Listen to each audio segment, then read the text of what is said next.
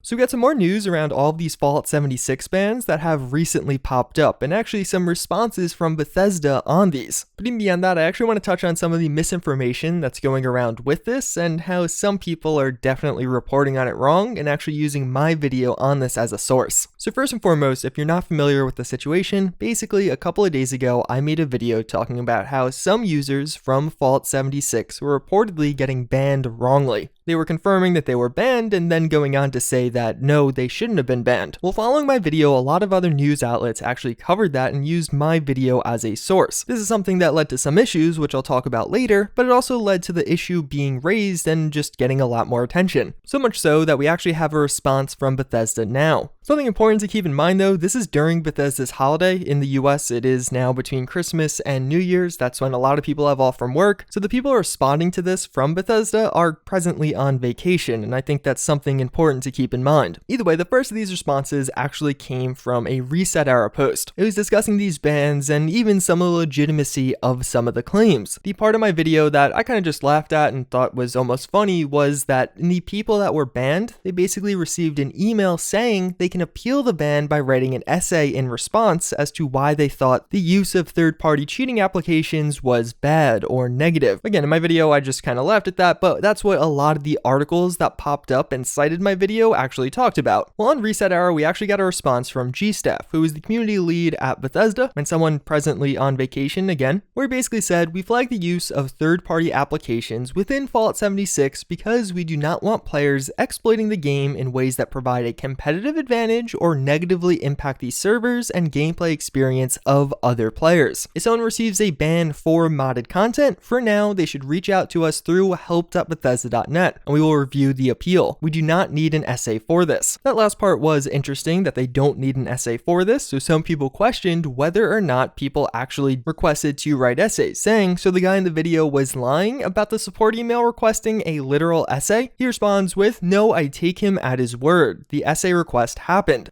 We've had some conversations about this today. Once we're out of the holiday season, we will talk about it more. In the meantime, if you receive a ban or suspension for third-party mods, please reach out to us through help.bethesda.net and we will review the appeal. Definitely no essay going forward. So there's a couple of takeaways from this that I will touch on, but even beyond that, we actually got a separate response on the Bethesda.net forums themselves. A post here too popped up about Bethesda banning modders. They did respond saying that no, they aren't actually banning modders, and if you did get banned, do the same thing, contact support. But even beyond that, as far as what a third-party cheating application actually means, it's something that is an application that runs in a separate process from the game's processes, like an executable not created by Bethesda. That was a hypothetical posted by a commenter, and Gstaff again responds saying, "That's correct. The cases I'm aware of, it's known cheat applications, but I'm asking questions. In the meantime, if your account gets flagged, know that you can use help.bethesda.net as the appropriate grounds for appealing." So again, there are a few takeaways from this. First and foremost, it doesn't seem like a reshade or mods should have actually led to a ban. So if you're somebody that was banned under those circumstances, you should be appealing. And even beyond that, there was a ban wave. If you guys haven't been following Reddit or just some of the news coming out of there was recently a post calling into question whether or not the bans actually occurred. Several people posing that potentially this was all fabricated, that my claims were fabricated, the people claiming bans occurred were fabricated, but no, I don't think that's actually the case. The essay also was real, but isn't going to continue. People aren't going to actually have to write essays to get unbanned. In a further follow-up, I actually PM'd Gstaff himself on Twitter, mentioning how a lot of people who say they are wrongly banned actually have been appealing their bans through help.bethesda.net and aren't getting responses. Some of these guys are saying it's been over 5 days since the last response on that. He does mention if you find yourself in that situation, I will PM some of you who have talked to me about this, that if you've already filed a ticket, you can DM him on Twitter or on Reddit so he can actually escalate the issue. But again, that's for those of you who are claiming you were wrongfully banned. He also goes on to say that based on his understanding right now, the people banned should have only been people who were actively using Cheat Engine to modify their game. But again, he's on vacation, so I didn't really push this issue further until it's more normal staff hours. But one of two things is happening here. Either a lot of people that PM'd me are lying, or there's some faults in the system and people that don't actively use Cheat Engine in Fallout 76 are getting banned. But as I mentioned before, these guys are on vacation right now. They should hopefully have an official response, and if you are wrongfully banned, or you think you are, and you are not getting unbanned or getting responses, you can raise the issue with Gstaff. So at the end of the day, I really commend Bethesda for giving us this response even over the holiday. They very easily could have just waited until everyone was back in the office, but they didn't. I'm interested to see what we get in the future as far as a more official or formal response, but either way, as of right now, it seems like you are safe in using mods, at least for the most part, and that the real issues will come if you start using third-party applications with Fallout 76. But talking about that subject, this is something I touched on in my original video that really got miscommunicated, and I think again landed me at the butt of a lot of wrongful claims. So many news stories came out after I made that original video, most of these being pretty accurate, mostly touching on that essay request that I did mention. But even beyond that, a couple of articles and even Reddit posts actually mentioned how mods would get you banned. One such article coming from Hot Hardware says Bethesda is wielding Fallout 76 ban hammer for players using mods to improve graphics. So this article doesn't explicitly cite me, but it came out around all the other articles and it doesn't cite anything. There are no sources provided on this article. Unfortunately, it did end up getting quite a bit of attention. It was actually the post linked on that reset era thread, and even says within it, the latest thing to irritate fans of Fallout is Bethesda's use of the ban hammer against modders. The publisher has been banning Fallout 76 players from the game for using third-party mods to make the game more enjoyable. It is an unsubstantiated and now seemingly untrue claim, at least on the most part. Then we got Reddit threads like players are getting banned from Fallout 76 for using mods from the modding nexus. That's citing my video and giving a link to it. If you actually watched my video, and hopefully some of you at least did, you'll see I never say that. I never conclude modding or even reshades can get you banned. I'll have a link to it in a little I or in the description if you want to watch it yourself. Watch it at 2x speed. What I say is one user reports not using Cheat Engine and being banned, and he also says he was using a lockpick bar mod as well as a reshade. And at the end of that video, as a concluding point, actually exactly what I say on that topic is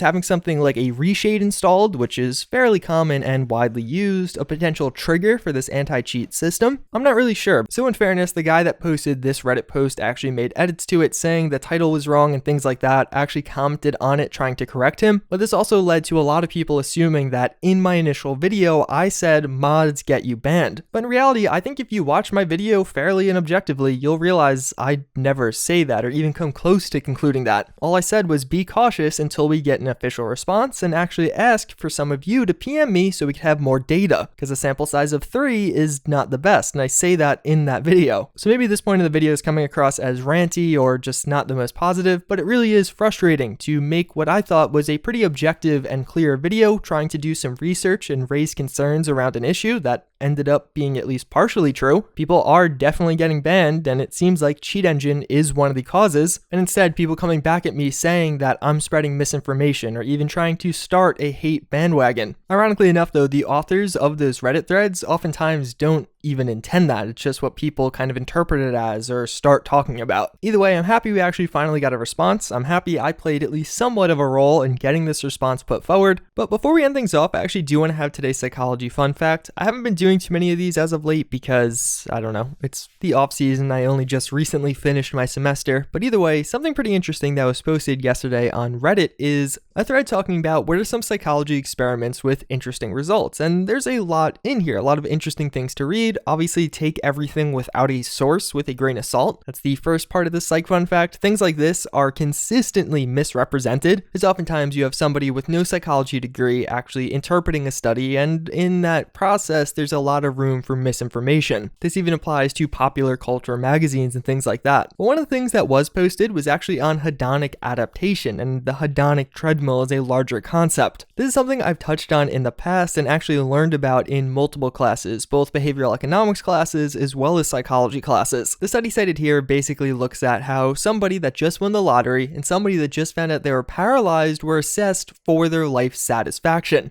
This is commonly measured as almost an equivalent to happiness, because what is happiness? It's such a hard thing to actually get, but life satisfaction's pretty close. So immediately following that survey, the people that were just paralyzed obviously scored much lower. They were very dissatisfied with life. And the people that just won the lottery were very happy. They were definitely above average on life satisfaction. But down the line, in follow-up surveys years later, they found that they both actually evened out. This is the phenomenon known as the Hedonic Treadmill, or how it's referenced here as Hedonic Adaptation. It's basically that even with, let's say, improvements in our income, even with life circumstances that are either positive or negative, we as people oftentimes actually revert back to kind of a mean level of satisfaction. There certainly are ways to modify this at least somewhat, but things you commonly think will make big improvements in your life don't actually do that. Another phenomenon that kind of goes along with this in the negative to positive realm is we are really bad as humans at estimating how we can emotionally handle tragic life events. Take, for example, the death of a loved one. A lot of people view that as something that would be absolutely paralyzing and devastating to us and our self-esteems. Well, most studies have shown that people in that situation are very bad at estimating how good they could handle that. So even though you may think that would be a devastating event, you'll be amazed